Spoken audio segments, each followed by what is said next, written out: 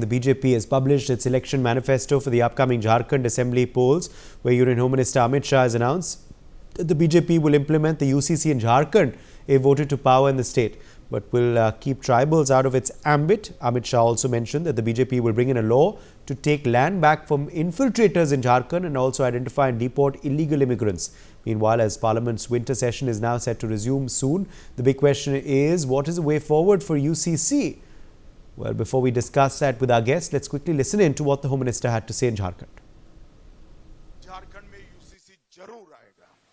हमारी सरकार झारखंड में यूसीसी लाएगी, मगर यूसीसी से आदिवासियों को पूर्णतया हम बाहर रखेंगे। कोई आदिवासी के अधिकार और कानून को यूसीसी से हम नहीं। Joining us live at this point is Alok Mehta, Editorial Director of India News. We also have KV Dhananjay, Senior Advocate, live with us. Nikhil Jain, Political Analyst, is joining us live. Kailash Vastev, Senior Supreme Court Advocate, also joins us on the broadcast. Let me make a start with you first. Alok Mehta, how do you view this big poll promise made by Amit Shah? What are likely to be the ramifications of this UCC pitch by the Home Minister for Jharkhand? Also, the fact that he is pledging to keep out infiltrators and make sure that they do not usurp any land. I think everybody knows that since long BJP was talking about it, and for tribals, Rashtriya Swayamsevak Sangh and BJP, they are working together since long, and even before even the Jansangh time. So with tribal area, they have the other associations also, the RSS wing also there for the tribals. And that's why this commitment is very important, because in UCC there is a more concern about the tribals, not about the minorities. Tribals are also to some extent, but even then I feel, because the Jharkhand and Chhattisgarh, they are divided from Bihar or Madhya Pradesh just because of the rights of the tribals, and they were suffering since long. But the other promises in the UCC already in Uttarakhand, they have passed in assembly, and at least the formula is there. So in the election time, it is better when the Home Minister Amit Shah ji was there, and he mentioned about it that okay, tribals will be not affected with this. So this is a big promise, and especially for the infiltrator, this West Bengal, Jharkhand, these kind of states, they are suffering a lot because of the outsider. They come and they also create problem for even the like a Naxal problem and the other problems also for the tribal area. But we're suffering about it. That's why he promised that we will be very fair, very strongly. We will try to do in the interest of the tribals. So I think these kind of social promises is not like a promise of others. What they did for the Talak and 370 or the women reservation. I think these kind of promises implemented. So I think this kind of promise will help BJP, because in Chhattisgarh they won, Odisha, both states with the Jharkhand. So this is a very challenging election for BJP, not just because of the central government or Lok Sabha. More important because in the whole region, what they want to do for the future also, even the one country, one election, one nation, one election. These kind of slogans will also help, because at least in the tribal area or in any states, even in Jammu Kashmir, they have stayed for the assembly for 5 years, the Lok Sabha elected for the 5 years. For tribals also, the tribal leadership, Babulal Marandi was, last time he was not with the BJP, he left BJP because he's a very committed RSS man. Now he also there. Now the Raghunath's wife is also contesting. All the, even Soren is also there, a family member. So these kind of people will also help BJP to fight on those issues which help the tribals, because the Jharkhand was meant for mainly for the tribal people. That's why I think this is a very important announcement in the Ghoshna Patr. Okay, let me take that across to KV Dhananjay as well. KV Dhananjay, interestingly, of course, as far as the tribals are concerned, they will be kept out of the ambit of UCC. That's the promise of the Home Minister. But the BJP steadfast on its implementation for Jharkhand. How do you view this step? Well, first of all, I am not concerned about any election speech, and very often you must consider these election speeches with a great degree of doubt. Why do you call it as Uniform Civil Code if you're not going to bring in the scheduled tribes? Now, 94% of Nagaland is scheduled tribes, and there are no indigenous scheduled tribes in Delhi. And the central government's own survey said scheduled tribes have the highest rate of bigamy. That's at 2.4%. That would be the highest amongst any class in India. So if you are going to say that we will come out with a uniform civil code, but will not address bigamy within the scheduled tribes, then you ideally should not say it's a uniform civil code at all.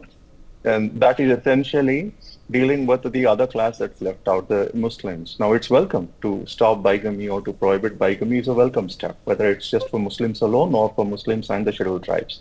So it would be a welcome step for the parliament to, make a law to prohibit bigamy amongst the Muslims, but it just won't be enough.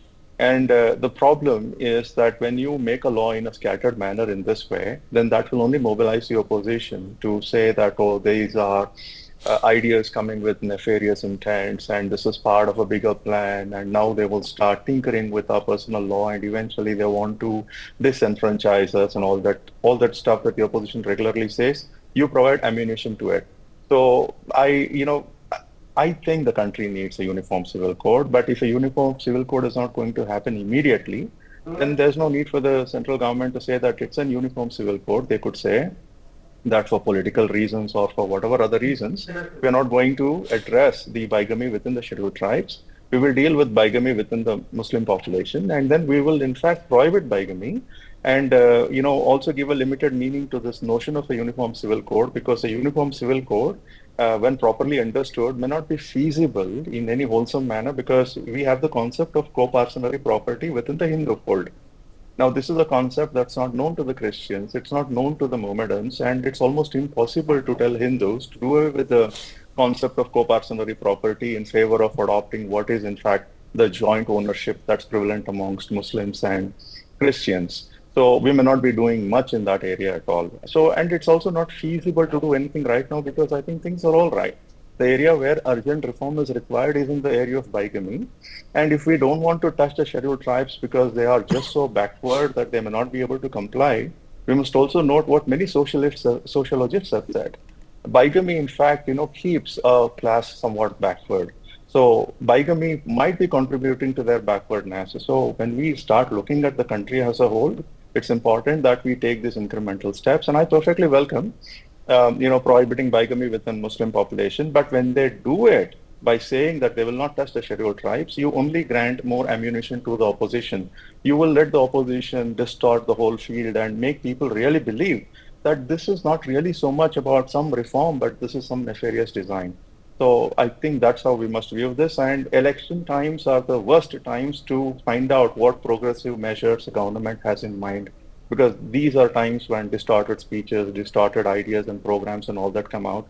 And the focus on trying to give back land to the tribals in Jharkhand, well, if that is somehow a state legislation, then it's understandable that maybe, the Home Minister is talking about should the BJP be voted to power in the state, they will be able to come out with some legislation that will deal primarily with land. But it's difficult to think of what kind of legislation it would be unless and until they give greater idea about what this legislation is. And that would require more articulation than you typically expect in an election speech. So I'm perfectly fine, because every party in this country does this. For the last 75 years, we've seen political parties promise the moon and then deliver very little. And I think people also have grown skeptical about it. And I think this is a perspective that we must have. Though, uniform civil code in some form is a need of the hour, and we need to bring it if in increments. And the political parties have to be more open about why they are not doing something. Okay, now let me take that to Nikhil Jain. Nikhil Jain, UCC pitch by the Home Minister. What are the ramifications going to be for the electorate of Jharkhand? Also, of course, a big statement against infiltrators and infiltration being made by Amit Shah as well. So it has been sort of a go-to boogie for the BJP to mention UCC or to mention the issue of infiltrators. They've been in government for more than 10 years. And yet, again and again, right before some of the other state election, we hear this boogie about the UCC or infiltrators. I really don't understand if infiltration from Bangladesh, Myanmar, or other neighboring countries is such a big issue, what has the border security force, what has the Indian Army, and all the entire security and border protection apparatus, which is under the Home Ministry and the Defense Ministry of the government of India, the Modi government, what have they been doing? It is not the Mamata government or some state government that is allowing for these infiltration. It is the job of the union government to stop that. And so far as the UCC statement is concerned, of course, we have been through this argument countless times. I've done that on your channel. We've discussed this so many times in the past 2-3 years, that UCC is something that the DPSP says it should be there. We should strive for it. Different political parties have tried. They have not succeeded. And so far as the Modi government's BJP's view on UCC is concerned, Home Minister publicly himself said that it is not going to apply to tribals in Northeast. I don't understand, if it is not applying to tribals in Northeast, how is it going to apply to tribals in Jharkhand or other states? And if indeed you are going to have different civil laws, different personal family laws for a certain section of the citizenry, whether they're tribals or not tribals, how is it a uniform civil code? What we have right now is very similar, that there are certain protections which are available to women, children, and old of all religions, tribes, communities, etc., etc.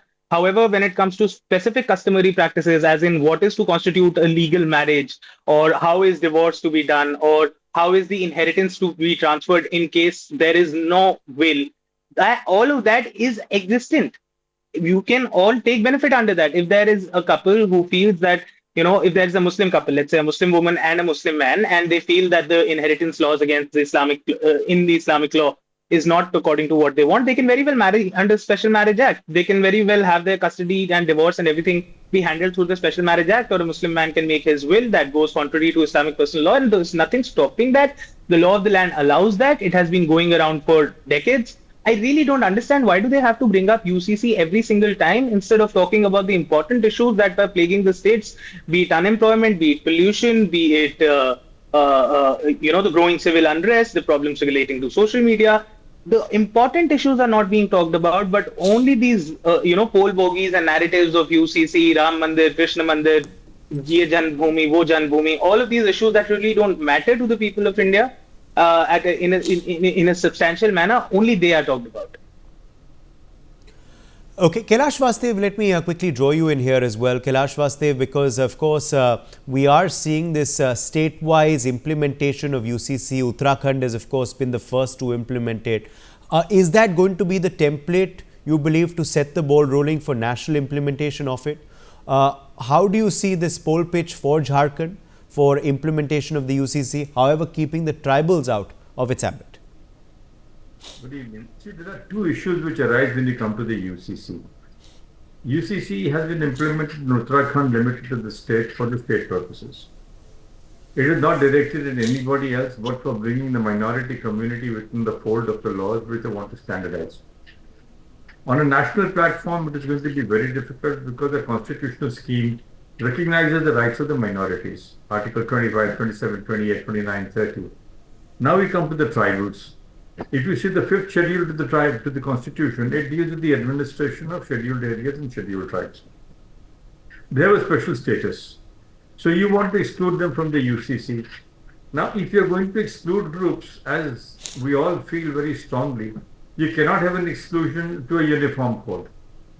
Either the uniform code applies or it does not apply. This business of singling out groups, saying this will not apply to you, this will apply to so on and so forth. Here is a classic example of the civil code applying uniformly that was in Goa. It was done by the Portuguese. It still exists. It exists in all walks of life, irrespective, and it applies to all communities, irrespective of caste, creed, or religion.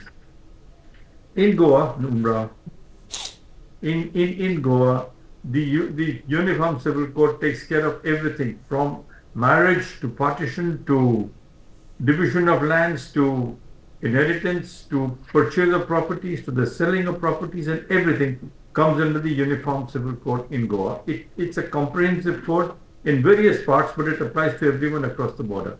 It was also extended in Pondicherry. Now, those were times when those areas were under the domain of a specific country as a colony. Today, we have a nation which is secular for all purposes, as mentioned in the preamble. You are to uphold the law for the people. Your constitution says You will give benefits to the minorities. You will give benefits to the tribals. You will give benefits to various factions of our people. How do you bring about a UCC? This kind of a statement coming every now and then, and this has been going on. Now look at it on the flip side.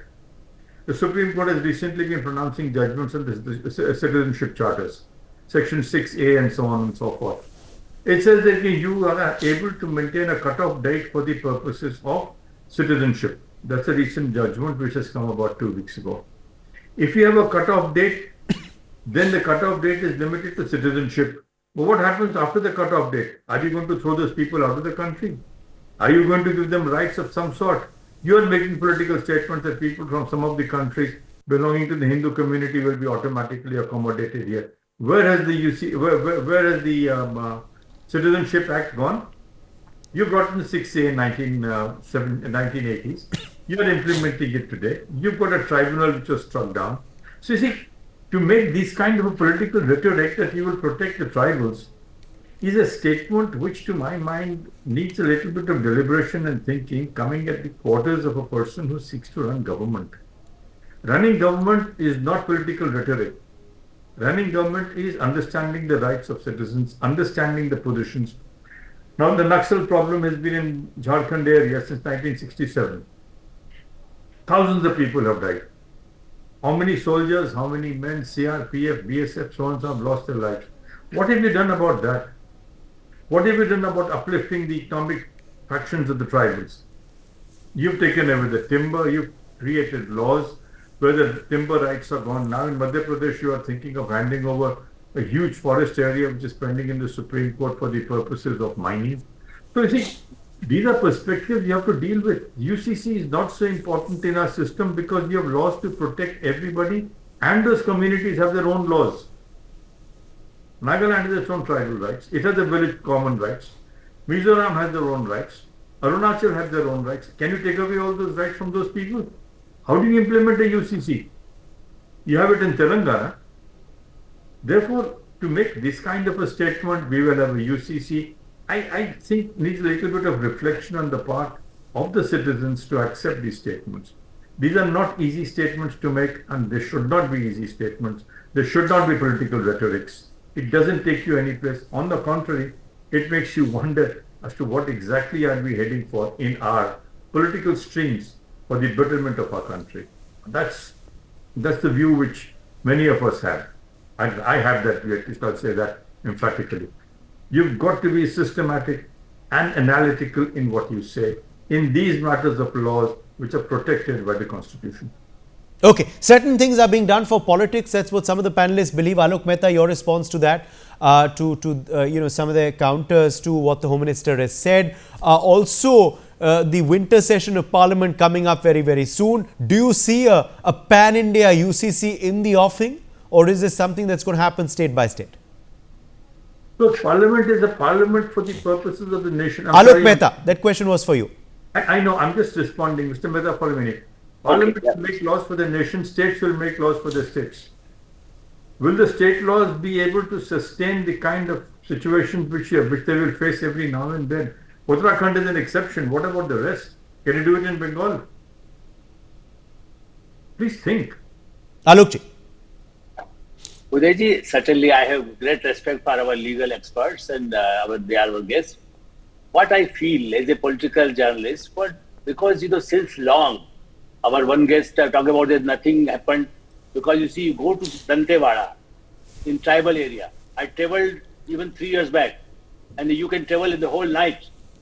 Development, the tribals, how much they are earning in those areas. So in tribal, you have to do something for tribals. And for UCC, I accept the state level. That's why the Uttarakhand, they did something. They will try to do some other states. And the UCC, if they come in the parliament, again, it will take time.